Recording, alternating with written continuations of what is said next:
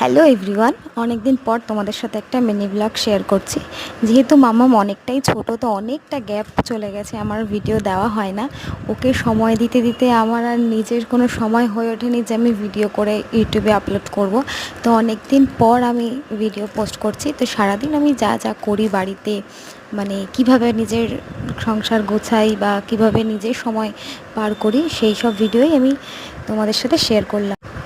হ্যাঁ, ব্যস্ততার কারণে হয়তো কিছু কিছু ক্লিপ বাদ যায়, কিন্তু তাও যতটুকু পারি আমি ঘরের কাজ করে মামামকে সামলে যতটুকু পারি আমি তোমাদের দেখানোর চেষ্টা করেছি, আর আগেও করব।